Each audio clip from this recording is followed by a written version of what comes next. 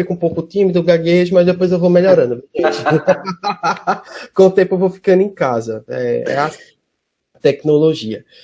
Meu nome é Bruno Rafael, sou bacharel em psicologia, sou psicanalista, pós-graduando em sexologia humana, sou membro do LIGEPSI, que é um grupo de estudos de literatura e psicanálise ligado à Universidade Federal da Paraíba. Também sou professor de psicanálise no Instituto de Psicanálise de Pernambuco, o IEP. E vou passar para o Antônio. Ok, meu nome... Né? Ficar muito tempo no Lattes. E à vontade, gente. Vai ser um bate-papo, vai ser algo bem tranquilo e a gente vai conversar bastante. Agora é o Antônio que vai se apresentar. Vamos lá, meu nome é Antônio Machado Filho, eu sou graduando em Letras, módulo de distância, né, pela Universidade Federal da Paraíba, e também estou fazendo parte do LIGEPSI, e para mim está sendo uma experiência fantástica, não só pelas pessoas com quem a gente tem convivido, mas pelo material, pelo que a gente pode estar estudando juntos, pelo que a gente consegue desenvolver juntos, por essa dinâmica toda de conseguir vislumbrar a psicanálise dentro da literatura, né? E você conseguir trabalhar textos e entender o ser humano, entender a gente mesmo através da leitura dos textos literários que a gente tem, ok? E espero que a gente faça uma viagem muito boa essa noite, cara, sabe? Seja uma viagem muito gostosa, muito tranquila, que a gente possa dialogar bastante. E vamos embora, Bruno. Eu tô vendo que tá tendo um probleminha lá no Siga Eventos, aí por isso que eu tava meio lendo as mensagens e abrindo pessoas aqui para entrar na sala. Guilherme, tu tem alguma coisa para falar, para dizer para todo mundo? Sim, eu estou cadastrando o evento novamente, do começo, entendeu? Eu estava tentando modificar já o existente, mas estava dando esse erro no Siga Evento. Ô, Gui! Eu removi o evento e estou cadastrando novamente. Gui, assim, pra mim tá tudo ok, tá como inscrito, tá normal.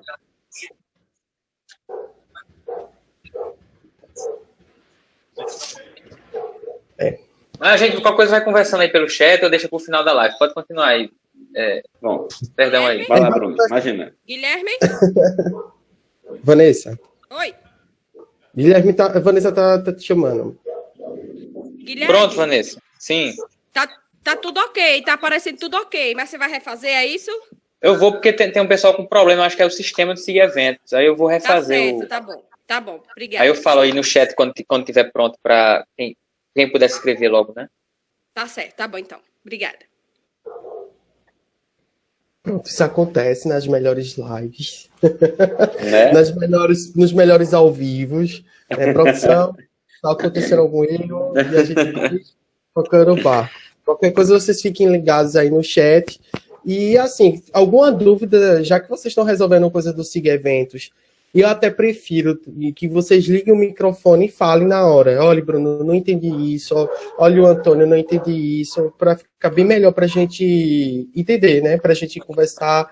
Já que se eu for ficar lendo as mensagens que tá aparecendo, vai estar lá, olha, eu não consegui escrever, eu não consegui falar. Então, liga o microfone, porque aí eu não vou me perder. Eu não vou me perder na nossa fala. Tá certo. Bruno, só mais uma interferência. A gente consegue, então, deixar para resolver tudo depois da fala de vocês? Pode ser sim. Pronto, é melhor. Pode, porque aí eu acho que pelo menos eu teria mais facilidade de só focar em vocês e não nessas outras demandas. Se for possível, eu acho que fica até mais confortável para vocês também, né? Ok, Gui? Sim, claro. Beleza. Obrigado mais uma vez. Você é um fofo, você é muito gentil. Vamos embora, Bruno. Quando eu chamei o Antônio, né, eu sempre fui uma pessoa que gosta bastante de rock, né? Então, quando eu chamei o Antônio, aí lancei a proposta para a gente conversar um pouco sobre o que é que está acontecendo, porque eu acredito que a psicanálise é uma ciência do hoje. E eu tomo como empréstimo de sentido a palavra lacaniana, né, do que o Lacan trouxe lá no Seminário da Ética, que a psicanálise ela tem que ver o sujeito atravessado diante da sua linguagem, atravessado diante do seu tempo. Não adianta a gente estar revisitando uma teoria lá de 1900 e continuar lá em 1900 sem trazer para os dias atuais, sem trazer para a nossa linguagem, sem trazer pelas nossas vivências, sem trazer pela nossa cultura, enfim, pela nossa própria subjetividade. Então, o que eu percebo diante do cenário que a gente vive hoje, e eu acredito que a psicanálise é uma psicanálise também política, uma psicanálise que, se não fosse política, Freud não teria sido exilado, não somente por conta da sua origem judia, mas também porque a primeira coisa foi queimar os livros de psicanálise, né? Foi queimar os artigos, as coisas que falavam sobre essa ciência tido como uma ciência diabólica, uma ciência pervertida, uma ciência da qual aquela sociedade via Freud não com os olhos que a gente vê hoje, né? Freud veio ter fama, Freud veio ter reconhecimento depois da sua morte, né? Depois de tudo que ele deixou como legado de seus livros. Tanto é que a perspectiva freudiana, né? Quando ele lançou o livro 1900, que é a interpretação dos sonhos, ele se frustrou porque não foi tão vendível. Não foi um livro que chegou a vender tanto, e ele disse que esperava, tanto é que esse livro foi escrito um ano antes, e ele esperou ser até o 1900 para ser o livro da virada, né? O livro da virada do ano. Mas aí, diante das suas posições, diante das suas coisas que ele trazia, ele viu que aquela sociedade não acolhia muito bem os pensamentos freudianos. Então, trazendo esse recorte que eu disse para vocês, histórico, eu trago para os dias atuais, na medida de que os cancionários da década de 80, nas palavras de Renato Russo, nas palavras de Cazuza, das pessoas que cantavam rock, que cantavam pop naquela época, inclusive até o próprio Chico Buarque, mas hoje a gente só pode fazer só uma inferência a ele, foram pessoas que denunciavam algo de uma sociedade, do governo, de uma hipocrisia, da burguesia. E o que a gente vê é esse regresso, né? Essas coisas que têm voltado, essas coisas que têm trazido à tona a memória, e acaba sendo desdobrada nos dias atuais. Acaba sendo reverberada e politizada diante de tudo isso. Como a gente vê nas notícias, nos noticiários, pessoas que estão querendo acabar todo um sistema, acabar toda uma politização, e tem algo disso que os meninos da época do Renato, eu falo os meninos, eu falo o Renato, o Cazuza, ele trazia. E a música Daniel na Cova dos Leões, ela é uma música fantástica, porque ela traz algo de uma erotização, ela traz algo também que induz uma como eu posso te dizer, é um levantamento de uma bandeira de uma maneira muito poética, sabe? Trazer algo que daquela época era proibido para ser algo que cancionado, né? Para algo cancionado. Não sei se você... Mas ok.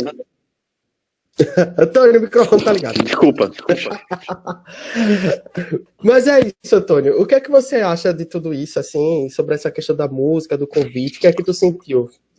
Então, eu tô ouvindo meu microfone 2 vezes. Sou eu. Estou com o microfone aberto. Então, o que acontece é que o que a gente percebe é que a gente está tratando da década de 80, a gente estava começando a sair de um processo de ditadura, certo? Então, a gente está saindo de uma ditadura, entrando novamente numa questão política de abertura, né? E todas as coisas estavam muito acontecendo na política dentro do Brasil. Além dessa questão política, nós tínhamos o advento da AIDS, né? Porque, na verdade, eu não vou nem tratar como HIV, porque o boom que se noticiava não era o HIV em si, mas era a questão da AIDS, que era chamado de câncer gay, que era chamado de castigo de Deus. Então, homossexuais naquele período, da década de 80 até a década de 90 ainda, sofreu muita estigmação por conta dessa situação, né? Mas a gente a gente estava caminhando, né? A gente veio de um processo, tipo, a gente não viveu muito a questão dos anos 60, do amor livre, de verdade, né? Como os Estados Unidos, como a Europa viveu isso. A gente estava dentro de um regime militar, então não era tão fácil ter essa liberdade que era pregoado no hemisfério norte, certo? E a gente vai para os anos 70 com a Tropicália e tal. A gente tem um exemplo fantástico, né, na Tropicália, dessa liberdade, desse combate ao militarismo, à ditadura militar e tal, mas na música, né? E você vê as performances do meu Deus, eu esqueci o nome dele, não é possível, eu tava com o nome dele aqui, eu vou lembrar o nome dele, vou falar.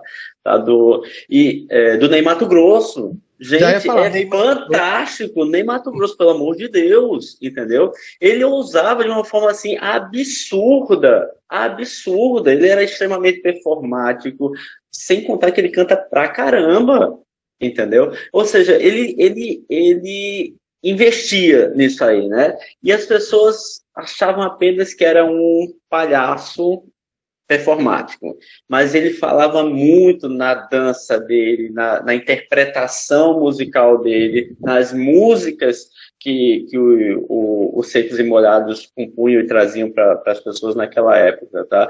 Eu falo assim porque eu venho de uma família muito grande, minha mãe tem 10 irmãos, meu pai tem 10 irmãos, então eu tenho 20 tios. Então, a família da minha mãe sempre ouviu muita coisa de alternativo, então eu cresci ouvindo muito dessas coisas alternativas, embora a minha família, parte de pai, fosse muito mais rigorosa, mas eu ouvia essas coisas alternativas, eu ficava espantado com o Ney Matogrosso dançando, cara, de como é que pode isso? Mas eu ouvia os comentários. Então, você sai desse processo, chegando em 1980, quebrando todo esse período de ditadura, né? Mas você chega nesse tempo com a questão da epidemia da AIDS, né? E aí, aquilo que poderia ser uma abertura acabou sendo um alvo de ataque. E daí vem as músicas, né? A música não podia falar muita coisa, porque as pessoas estavam ressabiadas, as pessoas tinham medo. Afinal de contas, toda a grande mídia notificou como um grande medo, o que se notificava que as pessoas morriam e a forma como elas morriam. Então, isso era noticiado. E isso causou um grande alvoroço na população. Era muito difícil para as pessoas daquela época, né, entenderem que, ok, parecia uma pandemia, mas não chegava a ser isso, mas isso podia ser estudado, isso podia ser melhorado. Não, porque não era noticiado dessa forma. Então, as músicas não podiam falar abertamente, porque elas já estavam... elas precisavam estar numa posição defensiva, né? As pessoas não podiam aparecer enquanto homossexuais, sejam gays, sejam lésbicas, bi, nem se falava em questão de bi, nesse período, e para poder se preservar. Porque se você se levantasse levantasse a bandeira enquanto homossexual, você possivelmente estaria associado a ser um indivíduo aidético. Possivelmente estava associado. Quando eu acho que eu tinha meus 12, 13 anos, eu sou de 74, gente, eu tenho 46, tá certo? Então, quando eu tinha mais ou menos meus 12, 13 anos, minha mãe, aqui em João Pessoa, já, ela abrigou um aidético na nossa casa. E foi muito difícil para ela passar por isso. Porque primeiro ela teve que desconstruir ela, né? E logo naquele tempo a gente não tinha muitas informações para que ela pudesse dizer assim, não, tudo bem, eu estou tranquila. Tanto é que eu acho que ele ficou 15, 20 dias lá em casa, né? E depois que ele conseguiu voltar para ficar num lugar, num abrigo melhor, acho que era alguma coisa desse tipo, que ele tinha sido expulso de casa, etc e tal. E aí, minha mãe pegou todas as roupas de cama, lençol e tudo, e queimou, porque era o conceito que ela tinha, Ela abrigou, ela deu abrigo, deu comida, cuidou, mas tudo isso porque ela não podia ser, né? Ela não podia infectar a gente, porque a gente não tinha esse conhecimento. E aí a gente vê isso na música, não como, assim, você vê, é um período da música que ela não se atreve muito, né? Logo no começo. E aí você tem Daniel na Cova dos Leões. É poético, é lindo de você ouvir, certo? Mas é o poético que ele está escondidinho lá atrás. Né? Tá todo nas entrelinhas. Você precisa entender. Aí você tem que contextualizar toda a coisa. Você tem que entender o histórico de quem fez a música. E aí você percebe quão erótica é essa música. Né? Mas sem ser invasiva, sem ser cruel, né? Como a gente costuma dizer. Não é tão na lata, nem tão na cara, mas está lá, ela está escrita. É como eu costumo visualizar essa representação de Daniel, como na época que Chico Buarque escreveu Cálice. Estava nas entrelinhas a coisa. Ele não podia dizer explicitamente do que se tratava, mas deixava nas entrelinhas. Foi o que Renato Russo fez e alguns outros fizeram. Né? Então, baseado nesse histórico que a gente tem essas músicas. Né? O Jonas está colocando aqui uma coisa, eu não consegui ler, Jonas, desculpa, é porque é muito rápido para mim, eu não tenho essa velocidade. E, Antônio, quando tu traz esse lugar dessa tua fala que é tão importante a gente deixar situada no tempo, né, sobre a questão da síndrome da imunodeficiência humana, a AIDS, ela era colocada, né, como uma peste gay mesmo, e assim, tem uma canção do Cazuza, né, que ele traz bastante essa cena, essa questão dessa pulsão de morte, desse lado do luto dele, através do reconhecimento dessa patologia na vida dele, que ele traz nas duas músicas mais conhecidas, Ideologias, vou trazer para aqui esse exemplo, né, que ele diz, né, o meu tesão, né, o meu prazer agora é risco de vida. Então, ele traz muito isso da cena que ser parte de uma comunidade LGBT, né, ser parte de uma comunidade gay, né, GLS, aquela sigla da época, né, que depois foi trocada pela questão do empoderamento das lésbicas e assim sucessivamente, então, mas naquela época era GLS, né? Então, você já era condenado a um diagnóstico. Você já era olhado já diante dessa sociedade como algo que já ia trazer uma doença. E isso teu exemplo, né, que tu traz da tua época, eu lembro de um exemplo da minha época, que eu não sou tão velho assim, eu tenho 29 anos, e lá quando eu tinha 20 anos, eu participava de eventos marciais dentro da minha escola, e uma pessoa me pediu emprestado essa roupa, que eu desfilava, e eu desfilei, e entreguei para ela, para essa pessoa desfilar, para usar. E eu sabia que essa pessoa era soropositiva, mas eu já sabia, pelos conhecimentos, que ser soropositivo, ser portador do HIV, não desdobra em AIDS quando você está no seu tratamento, tomando as suas intervenções medicamentosas diariamente, e ficando com carga indetectável, você não transmite o HIV, nem no ato sexual, nem no ato sem preservativo, inclusive. Existe relacionamento soro diferente.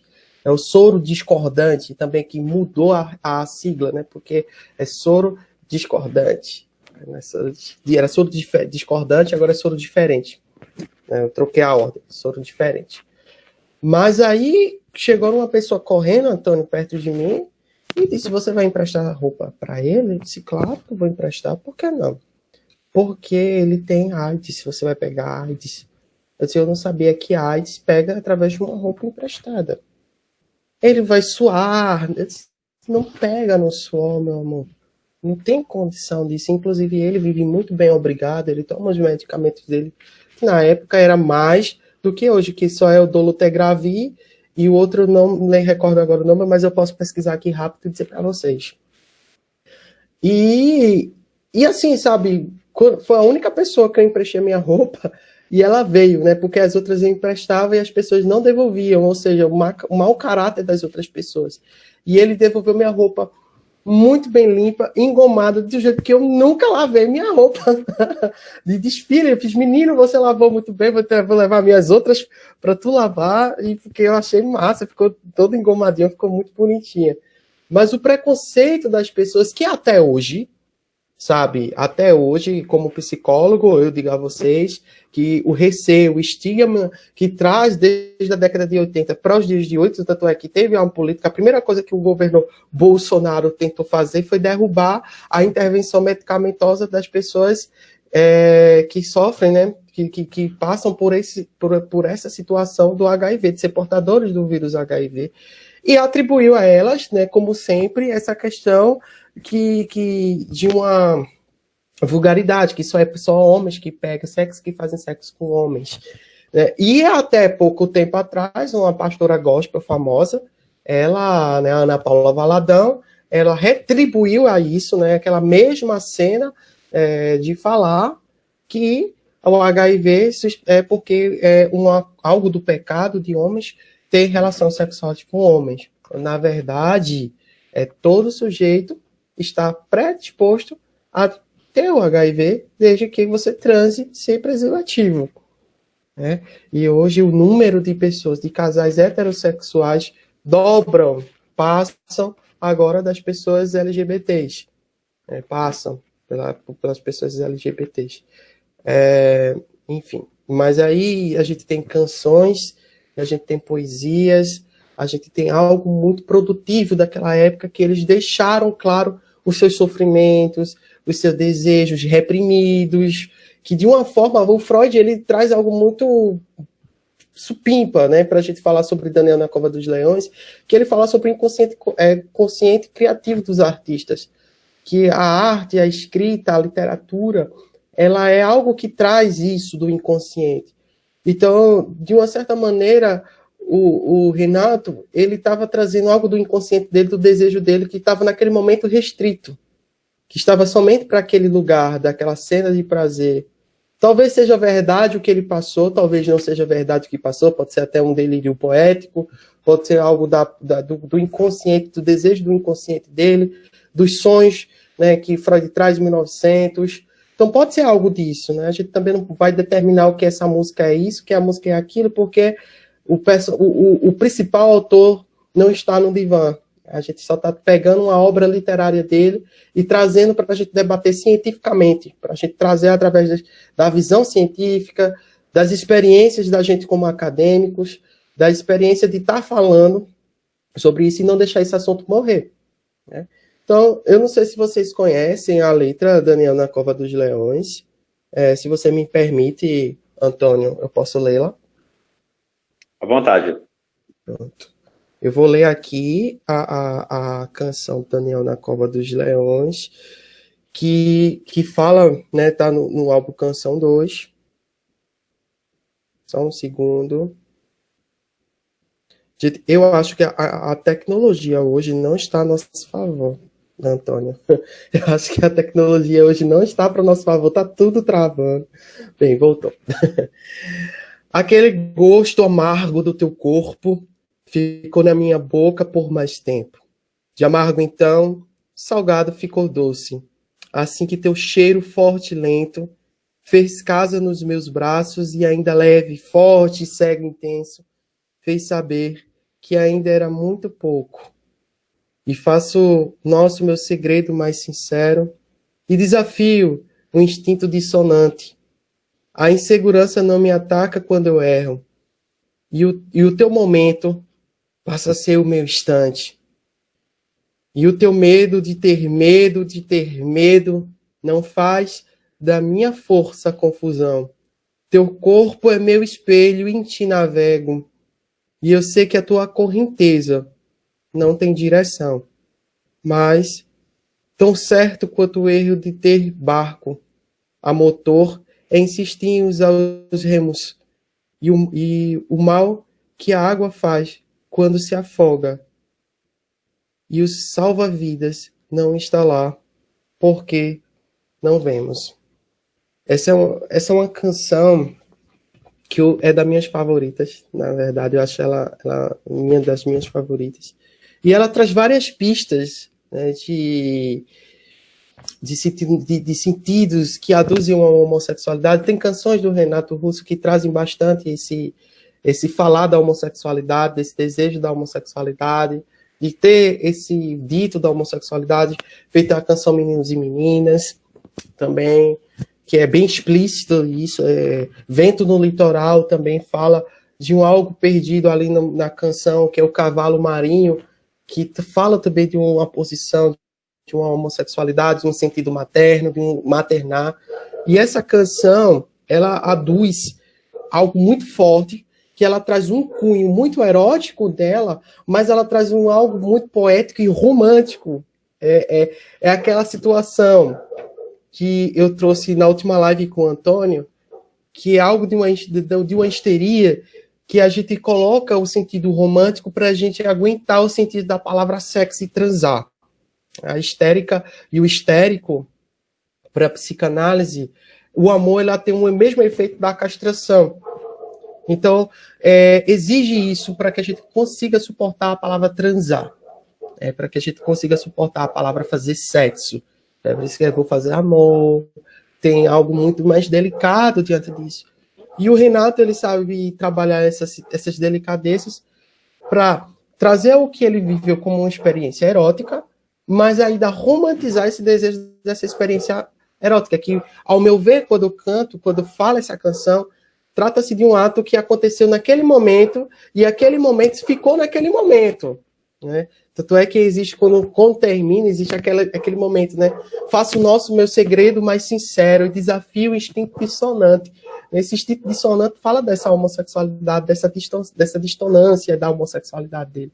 Então, está trazendo isso, algo que foi algo casual com um rapaz, que ele já está tendo esse segredo. E o teu medo de ter medo, né? O medo do medo, aquilo que o Lacan traz da falta da falta.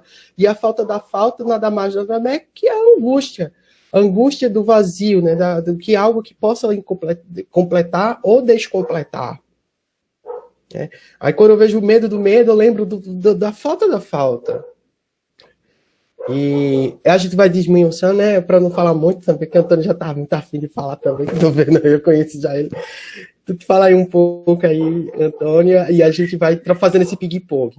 Então, é muito interessante, porque quando a gente trabalha o texto, a gente está trabalhando o texto e está trazendo a psicologia, a psicanálise para cá, não é isso? Mas enquanto texto, aí eu vou trazer um pouco mais de texto para vocês, é interessante que existe um método chamado método recepcional, que a gente entende que o texto, ele só fica perene, ele só se perpetua, ou seja, ele só dura tanto tempo, ele consegue atravessar as datas, né? Ele consegue passar os anos e chegar até a gente, porque ele se permite conversar com quem lê ou com quem escuta, né? E é interessante, hoje a gente está falando de Renato Russo, hoje a gente está falando de outro, tipo, o Ney Matogrosso, na sua época de Secos e Molhados. Por quê? Porque a história deles, o texto deles, conversa com a gente hoje, né? E esse texto que conversa com a gente hoje, não conversa só visualizando o que foi realmente naquele momento que eles viveram. Eles conversam com a gente nesse momento agora. A gente traz eles para agora. E é essa conversa que precisa acontecer, né? Esse método recepcional de leitura, de interpretação de texto, é muito disso. A gente é isso que a gente está fazendo. A gente está trazendo tudo aquilo que veio lá dos anos 80, 90, nós estamos trazendo para os anos 2020, né? Para conversar com a gente dentro desse novo contexto. E também sobre um prisma da psicanálise. Tá? E isso é importante porque esses textos eles não conversam com a gente sozinho, né? A gente já é um complexo de coisas. A gente já tem muitas vivências, experiências e experimentos com todas as músicas que passaram por a gente, né? E aí essa música certamente vai te fazer lembrar de outras músicas e de outros textos e de outros momentos que você vivenciou. Isso é extremamente importante para que você consiga tecer o que a gente falar aqui, faça algum sentido para você. né? Porque não é só o termo técnico ou o termo psicanalítico que a gente usa aqui, ou um termo de letras que a gente vem a falar aqui com vocês, mas muito importante é o que esse texto, ou o que essa música, ou o que essas músicas falam com você hoje. As próprias músicas conversam com a gente de forma diferente. Eu, quando ouvi Daniel Nakovos Leões nos anos 80, eu não tinha nem um pouco dessa visão que eu tenho hoje. E ao ouvir novamente, e ao ler novamente o texto a letra dessa música, me bate, me chega de forma diferente a música. Ou seja, esse texto está conversando comigo de novo, mas de uma forma diferente. Tá? E aí o que a gente percebe desse?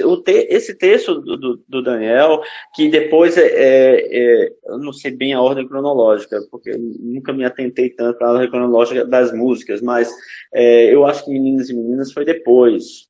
Se eu estiver errado, me corrijam, por favor. Tá?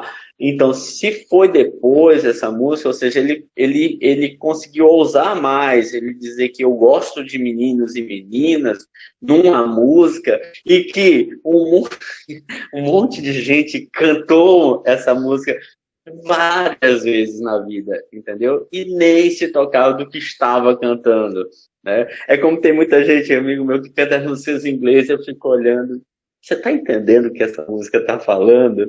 Não, procura saber, porque às vezes é difícil, né? Mas a gente percebe esse impacto, percebe essa música tocando a gente, percebe essa... Obrigado, Bruno. Percebe esse dialogar das músicas com a gente. E é isso que a psicanálise, o Bruno traz com a psicanálise para a gente, desse conversar. O que na verdade está acontecendo na nossa mente com essa conversa, né? O que essas músicas têm conversado com a gente no nível, literalmente, lá de dentro da gente. Aí depois eu vou falar outras coisas, mantém. Não, o que eu lembrei é quando tu falou de meninos e meninas, aí eu ficava, eu gosto de meninos e meninos. Eu sempre fazia uma inferência aí. Não, menina não, só menino. Mas isso fala também, eu posso pegar empréstimo dessa canção agora, já que a gente tocou, e trazer uma fala do Freud, lá em 1905, que ele já diz, né, explicitamente isso sobre essa bissexualidade, né?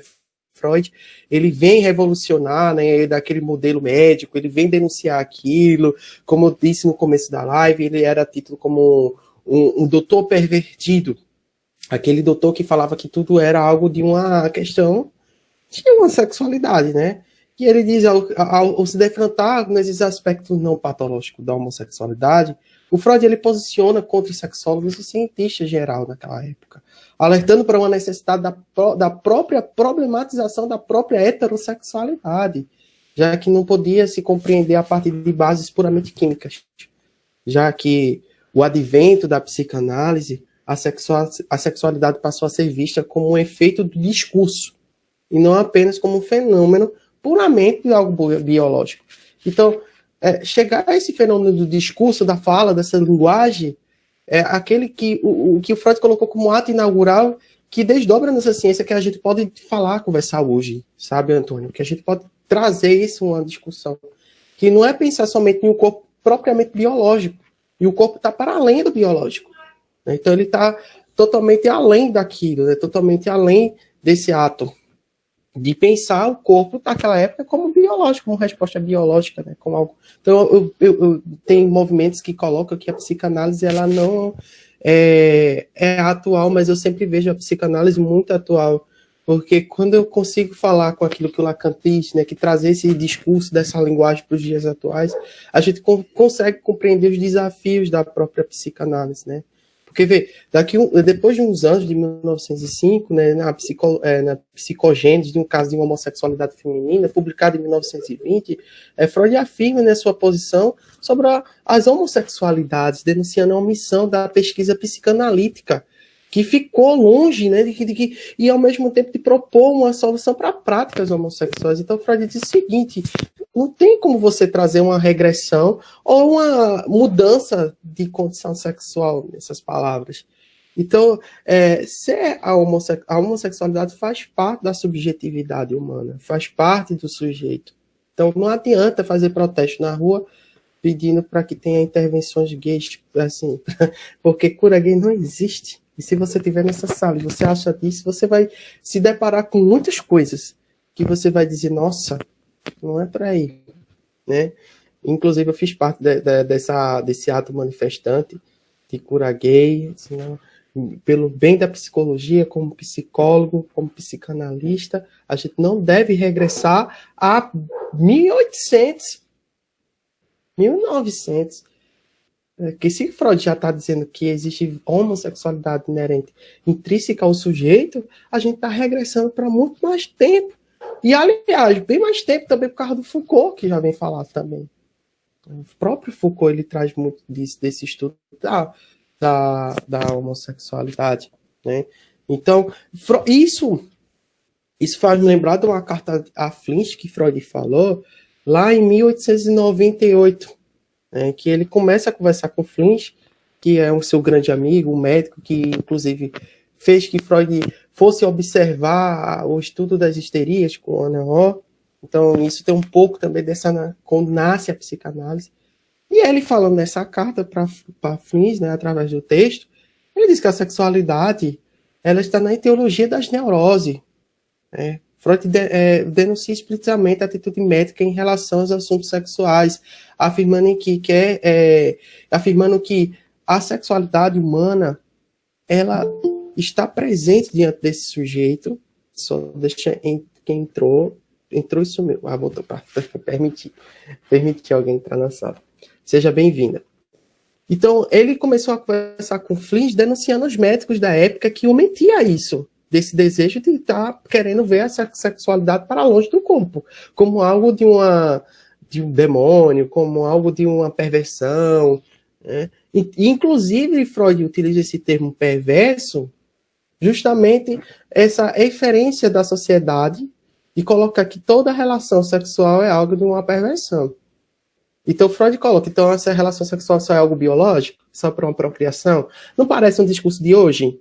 Eu falando isso, não parece que a gente escutou uma notícia quase agora, falando que sexo é para procriar, para pedir desculpa, né? Que eu escutei uma leitura, eu li agora uma entrevista agora porque a ministra de Direitos Humanos pediu para que o Porchat pedisse desculpa, porque ele disse que não queria ter filhos, porque ele acha que filhos dá trabalho, e dá, como psicólogo, filho dá trabalho. Quem é mãe sabe, quem é pai sabe que filho dá trabalho, e é muito difícil educar um sujeito, é muito difícil colocar o sujeito dentro de uma castração, né, inserir dentro dessa castração. Então ele já vai ali denunciando, já vai ali falando para Flint, dizendo, olha, tem uma certa de uma hipocrisia aí no meio, de certos tipos de médicos, que não admite que tem algo de uma relação sexual, tem algo de uma pulsão sexual que está ali intrínseca no sujeito, né? E que é necessário que a gente, como a ciência, que a gente que está vindo como essência de uma nova juventude, e uma essência de um novo saber, possa denunciar isso para que o sujeito não venha sofrer. Freud, quando fala de pulsão sexual, Freud, quando fala de sexualidade, ele não está querendo que o sujeito sofra. Tem muitos psicanalistas por aí e psicólogos que acham que a análise é sofrimento, quando na verdade não é. É um reconhecimento e um encontro consigo mesmo. E esses encontros consigo mesmo geralmente é doloroso por conta dessa castração, por conta de algo que a sociedade coloca pra gente viver, pra gente conseguir alcançar algo do nosso sujeito, do nosso saber, sabe? Então esse reencontro com aquilo que a gente achava que era certo, quando na verdade já tínhamos algumas certezas dentro de nós. Isso Freud fala com Flint, né? E ele disse, né, que cada um tem o seu lado que sabe, que sobressai dessa normalidade. Então, cada um tem os seus segredos, cada um tem o seu desejo, cada um tem os seus momentos de escuridões, e que é uma hipocrisia colocar uma relação sexual exemplar para todos. né, um modelo exemplar, por isso que Freud foi de contra sexólogos e cientistas da época, né, em 1905, depois no outro livro de 1905, e ele vai sempre, né, em 1920, antes de 1920, 1918, 1917, no texto Batizando uma Criança, e no Estranho, ele coloca isso para que tenha um pensamento sobre uma homossexualidade, mas quando ele pensa nisso, Antônio, sobre essa homossexualidade, e ele alerta lá, como eu disse em 1920, né, no texto que eu trouxe agora há pouco, para tomar cuidado com o lugar de querer revelar uma homossexualidade para querer cuidar dela, sabe? Que a gente consegue ver muitos profissionais que querem ter uma releitura e uma brecha para fazer esse lugar desse cuidado. Por isso que existe tanto preconceito, né? Por isso que existem tantas situações que faz que a gente precise de debates como esses, para que a gente não venha cair no conto da carochinha, para que a gente não venha cair nesses infortúnios dessas pessoas que pegam uma ciência e querem fazer do eu-achismo, quando na verdade a gente estuda, a gente debate, a gente vem aqui munidos de teoria, a gente vem munidos de desconstruções, porque aqui, para mim, é algo que eu construo com vocês, mas eu estou aqui para desconstruir. A qualquer momento você pode abrir o microfone e dizer assim, olha, Bruno, eu penso por tal coisa, abro o chat, eu penso por outro viés, e a gente constrói e desconstrói. A minha visão da psicanálise é também atravessada na visão da literatura, porque elas caminham juntas. As palavras, elas são castrações. As palavras, elas são inconscientes. As palavras, elas falam de uma ordem de um sujeito e denunciam uma cultura, e denunciam um saber, um suposto saber. Então, é impossível a gente não ser afetado pelas palavras. É impossível a gente não ser afetado pelo desejo das palavras e a angústia de escrever as palavras. Tanto é que muita gente tem dificuldade de escrever, não é porque o português é difícil, que é difícil um pouquinho, português é uma matéria bem difícil, mas é a dificuldade de entender seu lado na castração na escrita. É a dificuldade de entender o eu Bruno, o eu fulano, o eu sujeito, diante dessa escrita, né? O que é que eu posso me entender dentro dessa escrita? E aí a gente percebe, diante desses artistas da década de 80, que há uma identificação muito importante nesse efeito, que traz algo das músicas de quem escuta rock, é algo meio afastado, né? Algo meio excluído. Como eu queria trazer a Rita Lee, e o Antônio falou algo interessante da Rita Lee. Eu acho melhor você falar. Fala esse lugar da Rita Lee e a gente completa isso, porque fica bem interessante. Porque a Rita é fantástica e eu quero trazer a Rita nesse debate. A Rita Lee, a gente estava argumentando, poxa, a gente vai falar dos anos 80, 90, ok. Aí ele falou, eu vou falar da Rita Lee, mas eu acabei falando do Ney Matogrosso, né?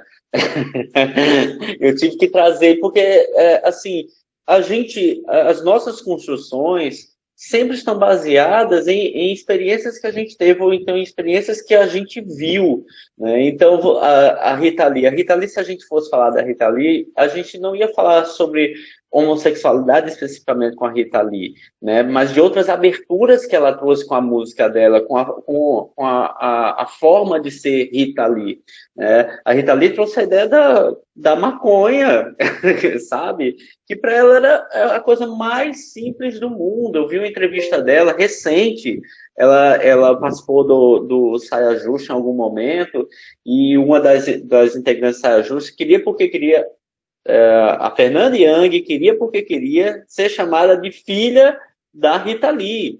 E a Rita Lee, mas que viagem é essa, Fê? E ela ficou... Aí depois ela ficou pensando, não, mas agora eu sou sua filha. Aí ela disse, não, tudo bem, você é minha filha. Quando a Fernanda Young saiu, ela disse, menina, ela deve estar muito lombrada, entendeu? Mas é essas coisas que me lembram da Rita, né? Ela estava disposta, ela sempre foi uma pessoa muito aberta. As músicas dela, embora não sejam músicas que mostram muita ou revolta ou tem uma argumentação política muito forte, mas as músicas dela são músicas que chamam você para perto, né? E que tem certos questionamentos. Quando ela canta a música do amor, amor é isso, sexo é aquilo, ela traz o sexo à baile, né? Ela instiga as pessoas a conversar sobre o assunto. querendo ou não, quando ela lançou a música, eu não lembro exatamente quando, mas nesse meio, entre 80 e 90, ela lançou essa música sobre amor e sexo, e aí cabe argumentações, tem gente que não concorda, tem gente que concorda, e aí cabe o diálogo, vamos lá, por que você não concorda, sabe? Não, o sexo é isso, o amor é aquilo, né, e coisa e tal, mas é isso que ela traz, isso é muito, muito interessante da Rita Lee. Só que toda essa construção, como eu disse, a gente vai trazendo, tá? Trouxe a Rita Lee, trouxe o Ney Matogrosso, aí veio para os anos 80, nos anos 80 era uma coisa do pode tudo, todo mundo queria experimentar tudo. A gente, vamos dizer, meros mortais, a gente não via, mas existem biografias no mercado sobre artistas, tanto na música quanto artistas, atores, atrizes, que tinha muito do sexo livre, tinha muito das orgias, tinha muito de tudo isso. E coisas que são tabus para a sociedade, abriu-se e de repente voltaram a ser tabu muito recentemente. A gente tem dado uns 10 passos para trás em muito pouco tempo, né, nessa área. Em vez da gente, eu estou entendendo, eu posso não aceitar ou não concordar, mas isso é uma coisa minha, né? O outro não é obrigado a ter a mesma visão e concordar comigo, mas eu posso não concordar. E tudo bem por isso, se a pessoa não concordar, né? Eu não vejo problema em a pessoa não concordar, mas que ela esteja aberta a dialogar, ao menos. É isso? E hoje você traz toda essa bagagem, né, dessas músicas e dos seus representantes e dos seus artistas para hoje, para você ter músicas muito mais provocativas, né, como você tem eu vou trazer a Linda Quebrada, porque a música dela é muito política, né? Pode falar, viu, Bruno? Não, eu tô achando massa. A única coisa que eu tenho para falar é só uma resposta aqui, que vou até ler de novo essa pergunta, que eu só esqueci o nome da pessoa, que ela fez assim, foi a Joana. A Joana fala o seguinte, né, se tiver algo da cura gay, também deveria ter a cura hétero. Mas o próprio Freud disse que todos nós devemos questionar há algo na heterossexualidade que denuncia uma bissexualidade, que denuncia uma posição de impulsão. Uhum. Então, se haveria de ter cura, haveria de ter a cura para todos, independente da posição sexual, porque ele já diz, né, que a psicanálise, em essência, é a cura pelo amor, é a cura das palavras. Então, se o sujeito, como usando a palavra de Lacan, se o sujeito é atravessado por uma linguagem, então a linguagem ela precisa da cura. Então, se somos sujeitos falantes, então há algo de uma natureza que precisa ser curada, independente de posições. Mas aí ele coloca, né, isso, né, porque se tem algo para questionar, então questione sua própria sexualidade, que é dito como uma hipocrisia, né, como eu li aquele texto, como eu trouxe aquele texto, e nesse debate a gente desconstrói justamente isso, né? E Antônio, pode falar sobre essa canção, e a gente vai, a proposta da gente mesmo é trazer a década de 80 para os anos atuais para a gente fazer essas comparações, e o Daniel só foi só um chute, um pontapé inicial da nossa discussão. A gente pode voltar para ela, porque tem conteúdo erótico que a gente não falou. Sim. A gente está falando da posição, a gente trabalha com esse conteúdo erótico, e a gente vai vendo aí o que acontece nessas cenas. E vamos falar, sim, Joana, também das projeções na música, que, na verdade, o sujeito, ele identifica, a projeção também existe, mas são vários mecanismos de defesa, e há várias identificações dentro da música, porque se a música fala do inconsciente, então o inconsciente, ele identifica algo dele ali. Tem algo do nosso inconsciente que está dentro das nossas profundezas do nosso eu, que está recalcado. Então, se tem algo de uma fala, se tem algo que faz uma menção àquilo que está do recalque, então ele tem uma identificação. É uma identificação que o sujeito vem e trabalha para que esse sofrimento seja amenizado. Por isso que as músicas de sofrência, no sertanejo, elas são bem consumidas dentro do relacionamento, porque há uma porção de morte, né? O sujeito também que escuta a música sertaneja diante do final do relacionamento, e consiste em um suicídio inconsciente, que é o uso abusivo de álcool e outras drogas, diante dessa musicalidade, ele também tem uma porção de morte e uma porção suicida. Então, existe muito, dentro da música, dentro da poesia, ela revela algo da gente, da linguagem, nesses desdobramentos, Joana, sabe? E que a gente se identifica, a gente projeta, a gente intelectualiza. São vários mecanismos de defesa do ego, mas que, na verdade, a gente pode traduzir em uma única só situação. É trazer conteúdo latente do inconsciente para a consciência. Mas continua, Antônio. Cadê? Ah, tá. Tá aberto aqui. Sobre esses recortes que a gente traz, a gente percebe que a música ela acaba tendo uma progressão. Hoje, a gente vive um momento político muito importante, principalmente para a comunidade LGBTQIA+, né? Que é de afirmação, que é de empoderamento. A gente conquistou muitas coisas, porém são conquistas que elas estão sendo alvo a todo momento.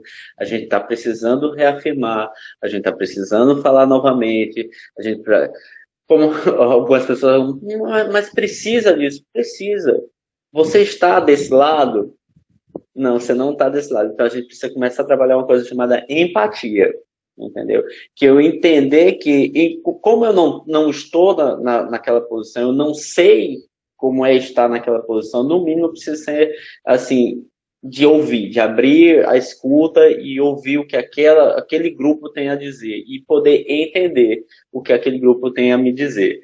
E você dizer, porque eu já ouvi muita gente dizer isso. Ah, mas precisa reafirmar isso o tempo todo? Precisa. Porque os nossos espaços estão sendo calados, estão querendo silenciar novamente, então a gente precisa falar novamente, né? A gente precisa, eu entendi, viu? Eu esqueci o nome dele, eu vi aqui. A gente precisa falar disso novamente. Aí quando a gente pega essas músicas que tem essa coisa mais romântica, né? Mais tênue, mais falado, que se a gente for esmiuçar, a gente vai ver um conteúdo erótico extremamente denso, extremamente composto, envolvente, vai muito além desse superficial que a gente está imaginando, e a gente vai trazer essas ideias da música para hoje, que a música ela está deixando de ser, principalmente no meio LGBT, de ser só essa coisa aparentemente água com açúcar, para ser uma música mais representativa, de exigir, de mostrar, de dar a cara a tapa. Você tem ali tem uma música chamada Oração, e é uma afronta direta a essa religiosidade que quer pegar uma psicologia aí, que acata essa ideia religiosa deles e levar de volta lá para Idade Média, e vamos queimar as bruxas. Agora as bichas são as bruxas, né? Tudo começa no B para eles. As bichas são as bruxas. Ontem na live do Gui, ele estava falando sobre Eça de Queiroz e o Adão e Eva de Eça de Queiroz, né? E ele estava explanando sobre a Eva, né? E a Eva foi apresentada em Eça de Queiroz como ruiva. E ruiva na Idade Média era queimada na fogueira como bruxa. Entendeu? Primeiro porque era mulher, segundo porque era ruiva, então é queimada como bruxa.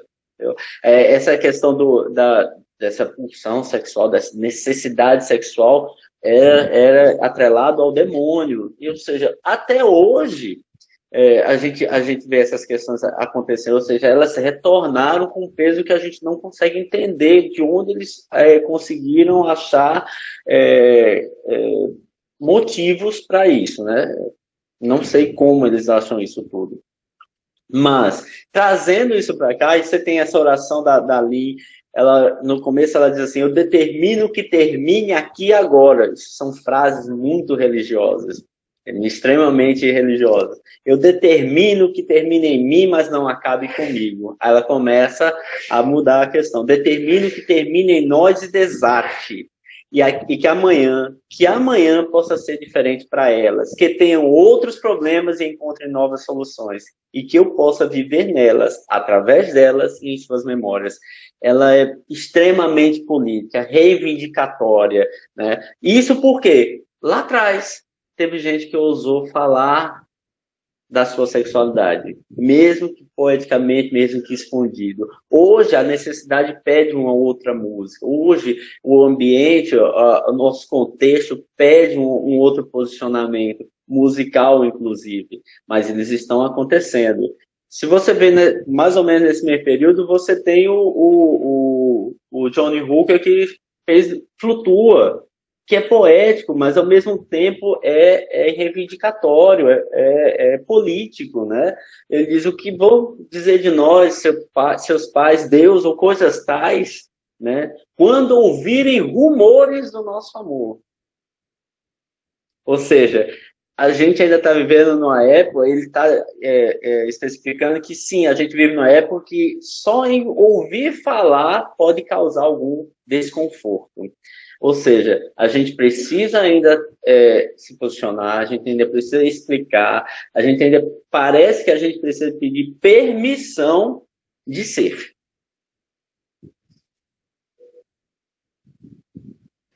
Esses permissões de ser, né, que a gente acaba se perdendo, ao mesmo tempo a gente se encontra.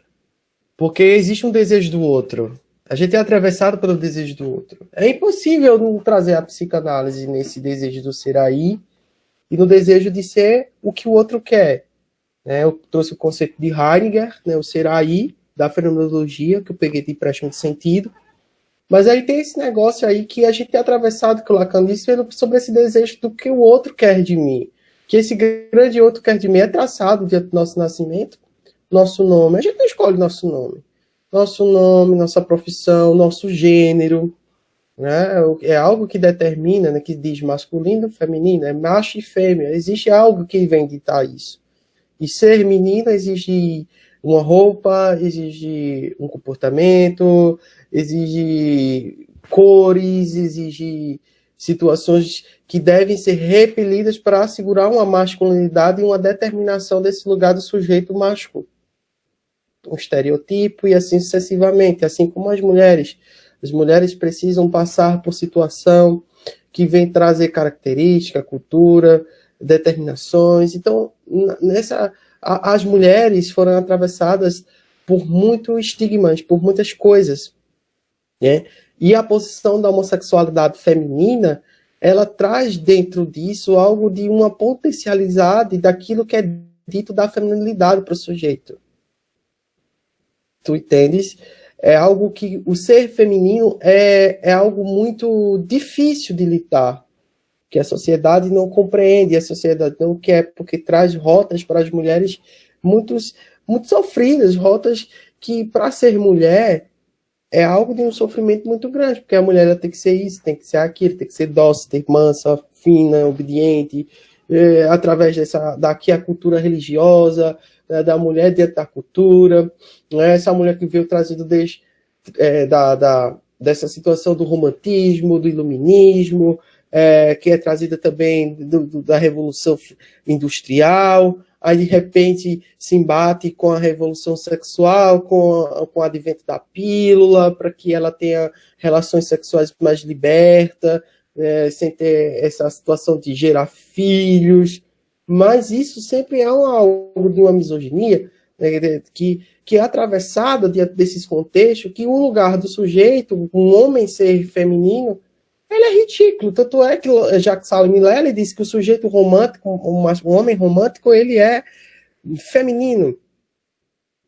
Né? E é ridículo isso, porque a sociedade traz o homem romântico como um ridículo, né? Como uma posição que não é masculina, que o homem ele não pode estar submisso à mulher, ao desejo da mulher. Pelo contrário, a mulher ela que tem que estar fazendo isso para o homem. Né? E assim, mas como assim, Bruno? Imagina agora uma cena, você passa Então, um homem de joelhos, de máscara, porque estamos numa pandemia, de joelhos, de máscara, com um buquê de flores, declarando amor para esta mulher ou para este homem, né, ou para quem ele estiver amando. E no meio de uma avenida, no meio de um lugar assim, sabe, bem constrangedor, numa escola, uma faculdade, um cinema, enfim. O que vão dizer desse homem? O que é que vai falar sobre esse homem que está nessa posição feminina? É um otário, uma besta. A maioria das mulheres vai se reconhecer e vai dizer, que lindo, eu queria ir para mim, né? Que é aquele cuidado com o desejo, cuidado com o que tu deseja, né? Cuidado com a pele do outro que tu não sustenta. Tu não sustenta tua, que está do outro.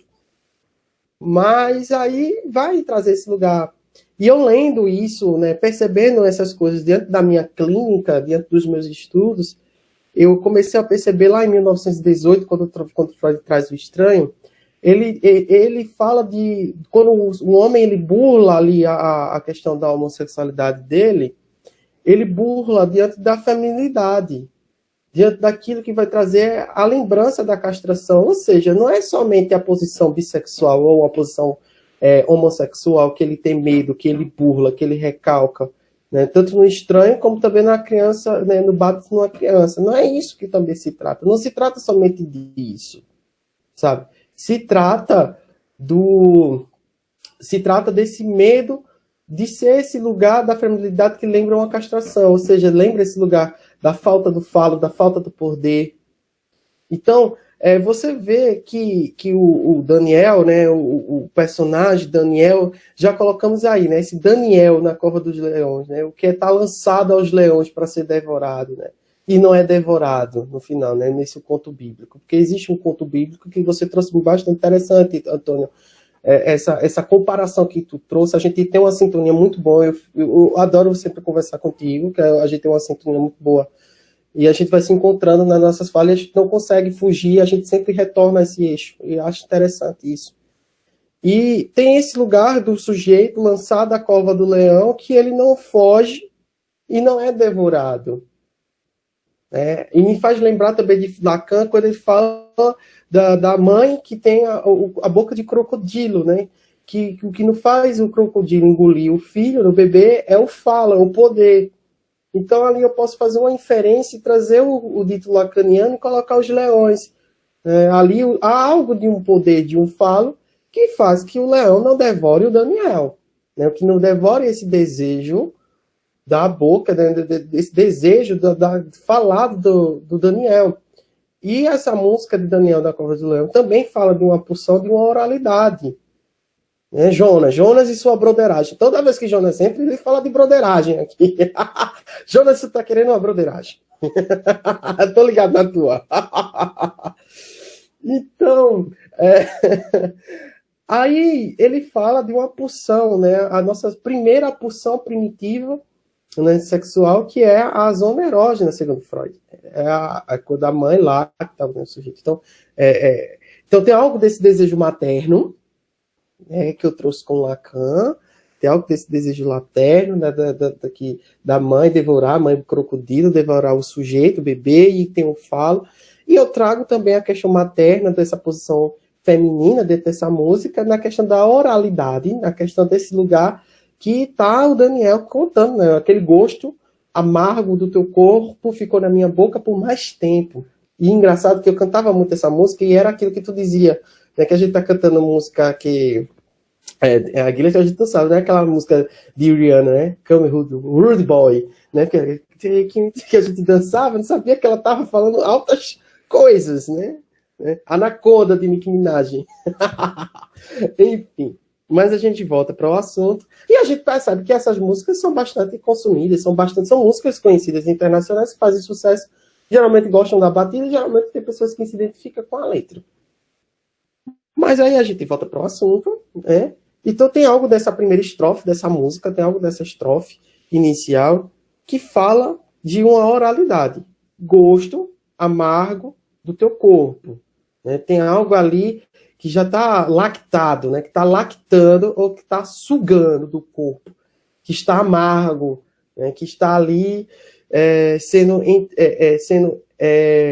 nessa degustação, né? Nessas papilas do desejo, de que amargo, então, de salgado ficou doce. Então, já ali, dessa amargura, desse fel do desejo, e eu coloco esse fel do desejo, e a gente vai examinar essas duas falas, e eu volto para tu também ter essa visão dessa literária, dessa parte, né? A gente traz o seguinte, né, é que existe algo nessas duas estrofes que tanto fala do desejo amargo, que é esse desejo do outro, que é esse desejo do pudor, que é esse desejo de uma zona escura, que não dá para a gente intervir, que não dá para a gente falar, que está ali preso e não tem como pulsar, não tem como falar. E essa amargura vai se transformando em salgado, que dá para ser engolido, que dá para ser mastigado, que dá para ser temperado, né, e pode ser provocado a chegar ao doce, que é algo que vem liberar efeitos no nosso organismo de dependência, de situações de gozo. Então, são duas coisas aí, desse desvelar dessa estrofe, que a psicanálise vai dizer disso, dessas duas estruturas. E Antônio vai trazer a literatura. É engraçado, aí realmente a gente tá numa sintonia muito massa. Por quê? Essa primeira estrofe dele, se você prestar atenção, tem tudo a ver com a cabeça, né? São todas as coisas que você consegue fazer aqui em cima, né? É gosto, é boca, é amargo e é cheiro, né? Você trabalha essas sensações, esses sentidos nesse nível da cabeça. Aí você vai para a segunda estrofe, ele trabalha esse nível do tronco, né? Fez casa nos meus braços e ainda leve, forte, cego, tenso. Porque aí onde é que você mais vai sentir tensão? É no tronco, né? Fez saber que ainda era muito e muito pouco. E depois, na terceira estrofe, ele vai para aí já é uma leitura, né? Que ele fala, faça o nosso meu segredo mais sincero. Então, eu consigo agora fazer uma leitura dessa música, ele da cabeça para o tronco, para a zona erógena, né? Faça o nosso meu segredo mais sincero e desafie o instinto dissonante, né? Porque onde é que o sexo homossexual é mais focado?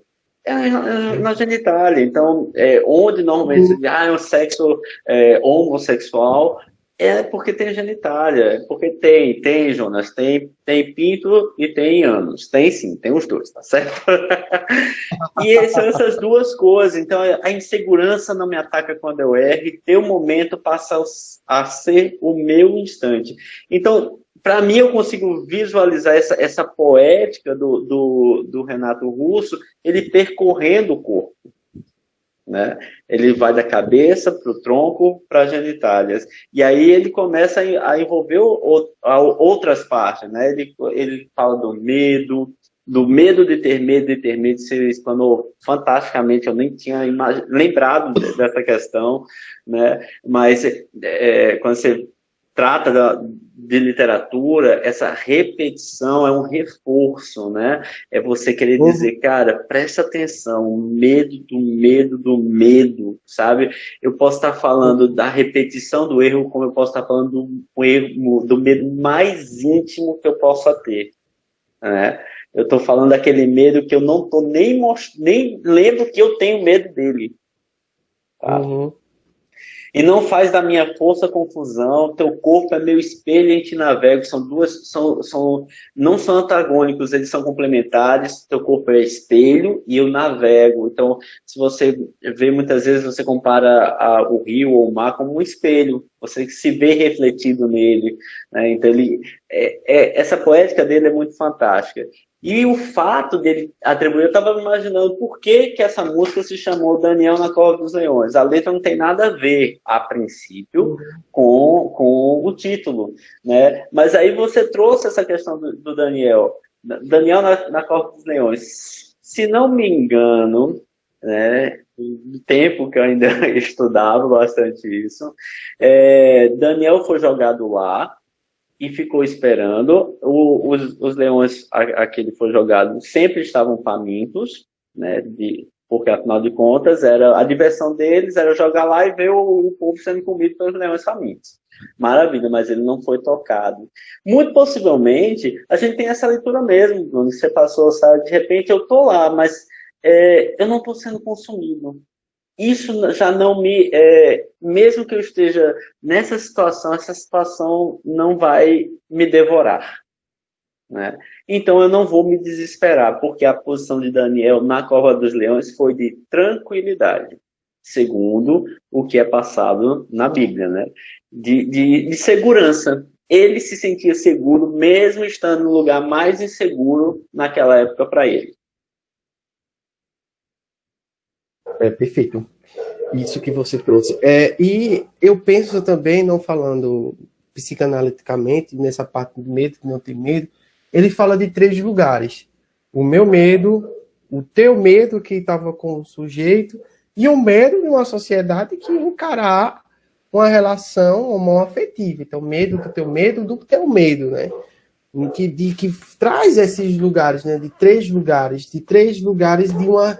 que aquilo que tu usa, de uma afirmação, e preste atenção, tem um medo aí, né? Tem um medo que está latente, que é algo que a gente torna como estranho, que vem algo desse estranho e bota para fora esse estranho, e o estranho diante da gente, a gente tem medo, por isso que o homofóbico bate e mata, justamente porque ele tem medo da sua figura espelhada, de figura do medo, de que tem algo ali dentro que denuncia no outro, que ele reconhece dentro dele, e ele agride o sujeito, né? Então ele está matando algo em si. Quando o homofóbico bate, xinga, ele está matando algo em si.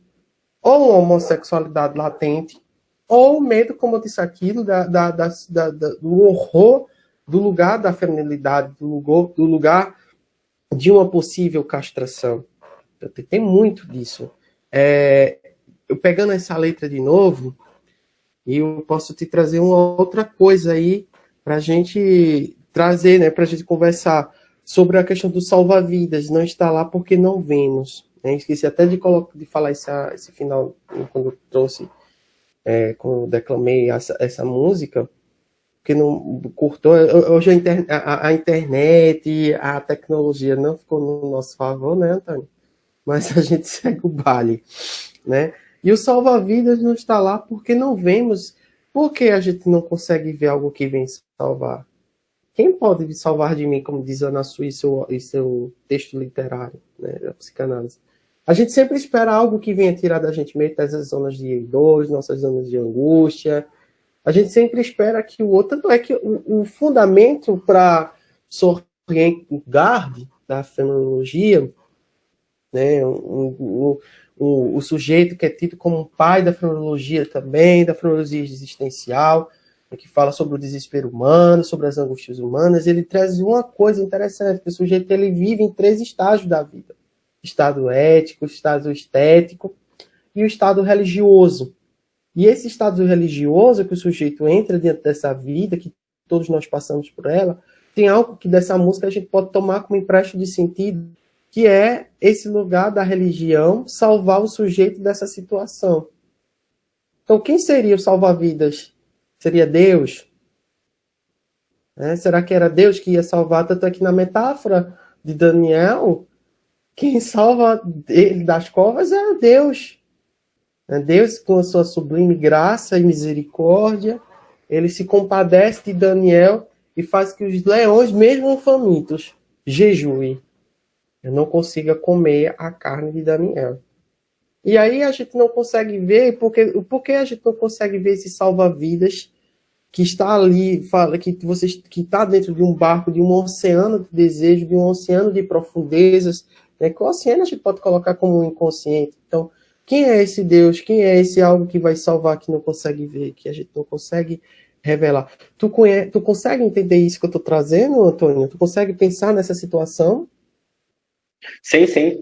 E é interessante porque aí a gente vai trazer o próprio Renato Russo, né? O autor. O autor, ele não é só essa música que ele usa algum artifício bíblico. Em outras músicas ele traz Ele fala Coríntios 13, que na verdade é que também tem um outro texto de Camões, se não me engano, né, sobre o amor. Ele sempre tem uma referência, não em todas as músicas, mas em algumas músicas você consegue encontrar essas referências. Eu não sei se é exatamente esse salva-vidas dele, no final das contas, aquela história, eu estou tentando analisar uma pessoa que não está presente, né? Mas a partir das letras que ele compõe, da obra dele, né? E pelo fato dessa insistência, mas de forma poética e discreta, né? Que ele faz essas referências, ele de repente está falando desse lugar, desse salva-vidas, né? E de repente ele esteja usando esses salva-vidas, tentando achar esses salva-vidas, ou colocando estes salva-vidas nas suas letras de alguma forma, né? Seja uma referência, seja uma letra inteira, né? Mas ele vai trazendo isso. E esse salva-vidas, de repente, não seja só na música de Daniel, né? Esse salva-vidas esteja em todas as músicas dele, ou em boa parte das músicas dele, de alguma forma ele busca essa salvação, mas ele não, em Daniel ele diz: eu não enxergo, ou eu não consigo enxergar, ou a gente não consegue enxergar, ou a gente não quer enxergar, né? Porque tem algo do narcisismo aí, tem algo que blinda o sujeito dentro dessa navegação. E quando ele traz, né, que o corpo do outro é um reflexo, não está falando do narcisismo, né?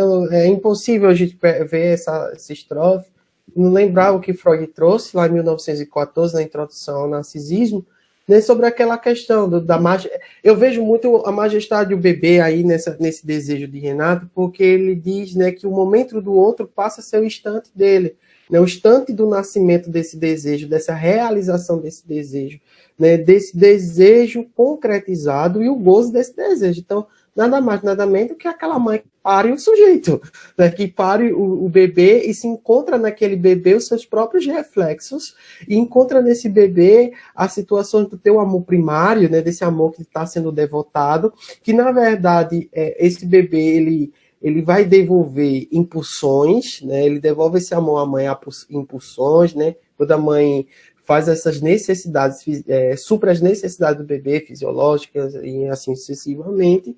Então ali, né, essa estrofe, ela denuncia isso. Tem algo que a gente muitas vezes pega de realizar os nossos instantes através dos nossos próprios narcisismos. E o amor, ele fica dentro do narcisismo. O amor, ele visa esse narcisismo primário e o secundário, porque a gente se rebaixa ao outro. Freud diz, né, no seu texto, que é um rebaixamento do sujeito que só se encontra quando o outro sujeito devolve esse narcisismo, devolve essa reciprocidade para com o sujeito. E nesse devolver é que existe algo que possa ser chamado de amor. Freud é muito romântico. Lacan, ele fala muito de amor, tem muitas frases épicas de amor, mas o Freud, ele é um autor romântico. Ele fala muito sobre essa questão do amor e as suas catástrofes, né? Porque esse encontro é o encontro de Narciso com a ninfa Eco, né? E ninfa Eco se apaixona por Narciso, mas Narciso, ele não devolve esse amor para a ninfa Eco. E a ninfa Eco, ela morre de desilusões amorosas. Ela vai para uma floresta negra e ela se definha de amor. E por isso a deusa, ela castiga o próprio Narciso para que quando ele se encontrar com sua própria face, ele se encontre nessa mesma situação que a ninfa se encontrou, né? Ele pode querer dar o amor, desejar o amor, mas ele não pode ter aquele amor. Ele não pode namorar sua própria imagem, ele não pode beijar sua própria imagem, ele não pode pegar sua própria imagem, ele só vê, ele vislumbra a sua imagem e ele se apaixonou pela sua imagem. Dessa catástrofe de amor. Freud fala muito sobre as catástrofes de amores. Então, há algo desse narcisismo, né, que o outro se rebaixa. E a gente sente um pouco isso, não sei se tu sente quando tu lê, quando tu escuta, que o autor dessa canção, ele se rebaixa ao ativo nessa posição passiva, né, e ele tem medo também pela essa posição ativa, né, de contar, né, é o nosso segredo, aquela broderagem, né, que o Jonas fala, né, que é o nosso segredo, a gente vai ficar aqui, você vai me masturbar, o outro vai me chupar, e a gente vai ter essa relação aqui, mas não vai sair daqui. Aí tem aquela ameaça, né, tem aquele lugar de se você contar, você vai ver como ou não conta pra ninguém, a posição espia quem tá vendo. O medo do medo do medo. Isso, medo do medo do medo. E isso também está no horror feminino. É impossível a gente não falar sobre essas coisas sem tocar nesse horror do feminino, né? Sem tocar sobre essa posição da feminilidade. Que ele tem esse lugar do ativo, daquele que provém, daquele que detém, daquele que vai penetrar, daquele que vai estar ali suprindo uma necessidade. E essa posição passiva, né? Que está ali ao desejo do outro. Então tem isso, né? Tem isso um pouco na música também, né? Que a gente possa debater, né, Antônio? O Jonas contou uma coisa que aí a gente falando sobre a questão do feminino e tal, a gente precisa lembrar disso e se posicionar sobre isso. A questão do feminino no corpo masculino, né? O feminino historicamente é perseguido, né? Historicamente é rebaixado, historicamente é colocado na posição de submissão, de servidão. Né? E para os machistas e pessoas muito arcaicas, elas começam a questionar se o homem é feminino, né? E se o homem é feminino, ele se coloca numa posição que ele, enquanto macho, não quer ser colocado. Né? Então ele quer reprimir aquele homem que quer estar ou se identifica com o feminino. Então ele quer reprimir isso, porque isso agride a posição dele de macho. Né? Aquela masculinidade dele, a masculinidade é extremamente frágil. Eu nunca vi um negócio tão frágil quanto a masculinidade. Qualquer coisa abala a masculinidade, gente. Qualquer coisa abala a masculinidade. Né? E aí tem coach fazendo grito de bicho para reforçar a masculinidade. Desculpa, gente, eu acho isso uma palhaçada. Você precisar usar desse tipo de subterfúgio para gritar para você e para as pessoas que você é macho. Que masculinidade é essa que precisa ser provada a todo instante? Né? E aí a gente trata da questão do feminino, das bichas afeminadas. Por quê? Porque elas são extremamente perseguidas pelo fato de ser bicha, não, pelo fato de ser afeminada. Então a gente precisa lembrar que quando essas pessoas são perseguidas, elas são perseguidas por causa do feminino. Né? O machismo jamais vai permitir que o feminino tenha o poder que elas têm. Desculpa, mas as mulheres têm. Né? Eu não lembro que texto exatamente acho que foi até na live do Gui ontem, né? Sobre esse poder, foi na live do Gui, foi esse poder dado a Eva. Eva tinha poder no livro do Wesley Queiroz, Eva tinha o poder de fazer as coisas, ela tinha o poder do fogo. E ela ia aprender, mesmo ela estando subjugada lá na caverna, como ela estava, mas ela aprendia mais, ela se desenvolvia mais, ela era mais do que o Adão de Wesley Queiroz. E isso é importante a gente lembrar, porque o homem que está na posição de mando, de autoridade, de falo, de poder, entendeu? Porém, é porque eu penso ser extremamente frágil essa posição. Porque ele depende desse objeto, né? Como se fosse como um objeto. Se ele não tiver esse objeto, ele perde o poder. A masculinidade e a feminilidade, ela habita em corpos. Ela não habita em genitais. É isso que o sujeito fica aí perdido nessa situação, achando que pinto grande é o que faz dele macho.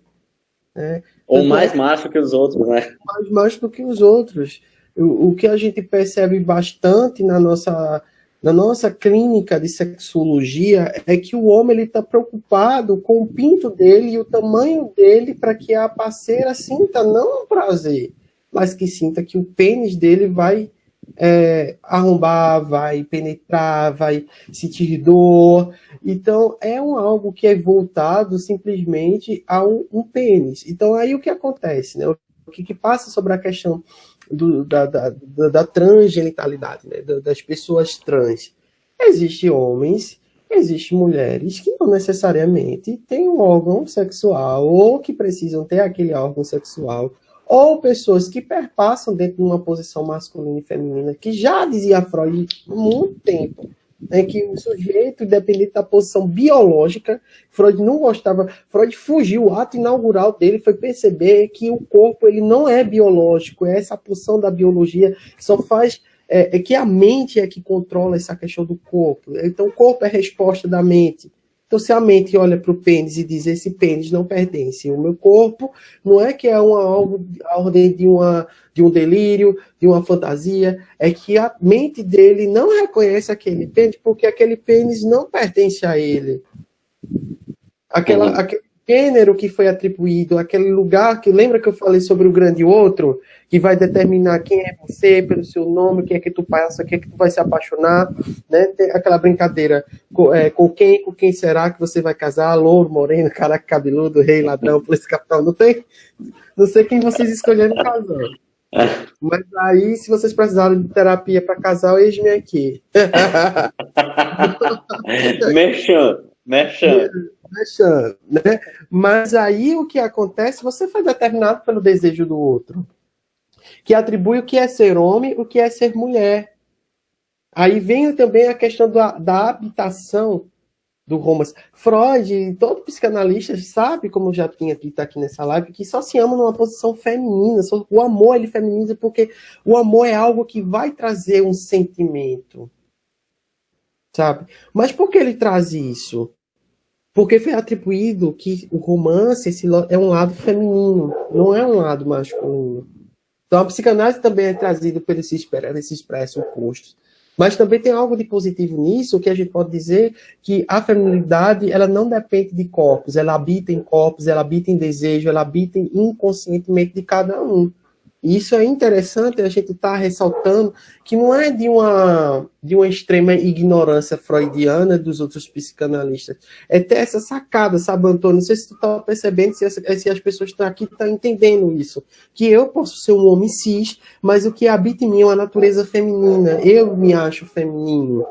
E tudo bem por isso. Na década de 90, precisaram trazer um título para justificar um homem poder fazer uma sobrancelha. Quem se lembra aqui dos metrosexuais?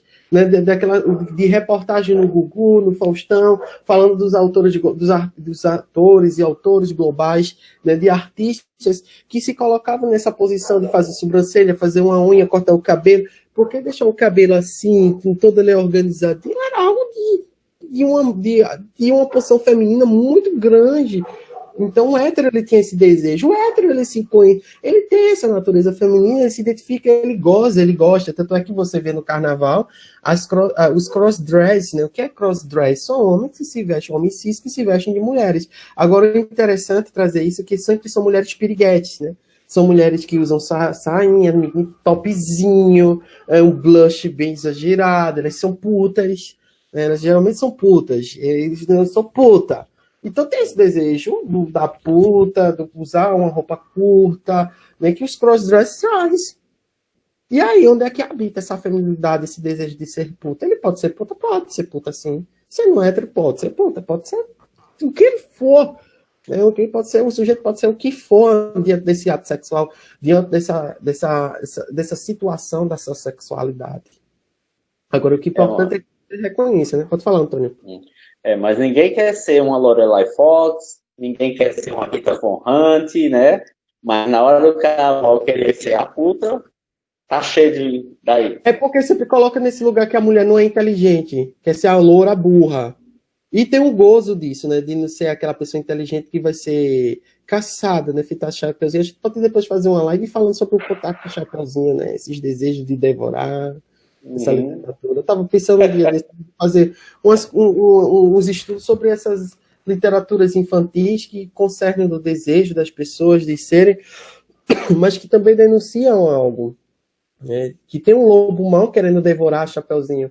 Então ali aquele sujeito que não quer ser a mulher inteligente porque é impossível uma mulher ser inteligente na cabeça dele. Mas a mulher é puta. Mas que nessa vontade dele de ser puta, ele se reconhece nesse lado feminino dele, esse lado utópico desse feminino dele, de ser colocado nessa posição de desejo, de submissão. Tu entende? É algo tóxico também. É algo muito tóxico. A gente denuncia isso como algo tóxico também. Bruno, só para a gente ficar ligado na hora, né? Já são 9h36, a gente poder dar um direcionamento para o pessoal poder ou abrir para pergunta, porque tem muita gente calada, né? Fora o Jonas. Mas a gente já ia fazer isso mesmo, a gente já estava encaminhando para os finais, até porque a gente já destrinchou toda a música. A gente chegou aonde a gente queria chegar, que era estar falando sobre Johnny Hooker também, que são artistas que falam sobre um erótico, fala sobre uma homossexualidade que é agredida, que é violentada. A gente viajou tanto na década de 70, 80, 90, a gente chegou em 2000, né? Então, para mim, valeu muito a pena, é um assunto que renderia muitas coisas, renderia também, até como eu pensei, falar sobre Mamonas Assassinas, que veio também falar sobre uma homossexualidade, mas de motivo de chacota, trazendo lirismo, mas e tem algo ali, né, que traz uma ridicularização, mas que teve também um cunho de importância, porque deu lugar às POCs, como você trouxe. As POCs, né, que as bichas, que por conta delas, por se darem a cada etapa, eu fiquei muito triste, porque tiraram Madame Satã como uma representatividade negra. E Madame Satã, ela foi uma artista incrível e lutou bastante pelas causas LGBTs, acolheu muitos LGBTs. E é uma lástima a gente perder nomes e a gente perder pessoas que fazem parte dessa luta para que eu, Antônio, e todo mundo que está aqui, a gente consiga debater sobre homossexualidade, sobre desejo, sobre sexualidade. Foram graças a elas que hoje a gente pode estar falando também. Né? Graças a todos. Então, gratidão a todos. Agora eu vou passar para Antônio, se ele tiver alguma consideração. Mas eu, desde já, agradeço a todos que estão aqui. A lista de presença, não sei se já passou, porque eu não estou de olho no chat, mas se tiver passar, eu vou falar agora. O Guilherme. Oi. Não está então, aquele problema. Sim, justamente, né? O problema já foi resolvido. Aí, vocês que estão aqui já podem ir lá no SIG Eventos, realizar a inscrição como ouvinte. E a lista de presença vai ser isso, né? Quem está aqui já vai e se inscreve lá no SIG Eventos, vai ser isso, né? Já é uma comprovação. Só se inscrever lá no SIG Eventos que já dá para saber que você estava aqui. Já pode ir lá no SIG Eventos, já está aberto. A Peterson disse que já conseguiu. Pronto, é só isso aí mesmo. Perfeito, Gui. Obrigado. Pode falar, Antônio. Então, gente, eu também, da mesma forma que o Bruno, quero agradecer demais a presença de vocês. Obrigado pela participação de vocês. A gente está aberto, assim, sim, para os questionamentos, para as coisas que vocês forem falar, entendeu? Nem seja uma pergunta, mas queiram expressar alguma coisa do que não gostaram até. Olha, eu não concordo. Falem também, isso é importante. A gente fala bastante isso. O diálogo não é onde eu e o Bruno falam e vocês acatam ou simplesmente, ok, eu concordo. Não, o diálogo também tem discordâncias e aí a gente vai trabalhando isso aí, entendeu? A gente não vai querer aqui convencer você de alguma coisa. Não, a gente está trocando as nossas experiências, nossos saberes, né? E isso para a gente é importante, porque a gente também está aprendendo. Eu estou vendo a chipada, tá certo? Mas música, a gente começa a ver música por um outro sendo mais crítico, né? além dela fazer bem pra gente, ouvir as músicas que a gente gosta, mas a gente começar a ler a música com outros ouvidos, com outras escutas, né? Acaba levando a gente para outros lugares, acaba levando a gente a entender outras pessoas, né? A se colocar muito no lugar do outro muitas vezes. A música tem esse poder, a melodia ajuda a gente, mas a letra também nos ajuda bastante, porque quando a gente para entender uma letra, a gente pode lembrar de nós mesmos e a gente pode lembrar do outro. Caramba, fulano ou fulana, entendeu? Caramba, eu mesmo. Isso me toca, né? Não é só a melodia em si, mas a letra chama a gente. E que a gente possa ter experiências e mais experiências com a música dessa forma.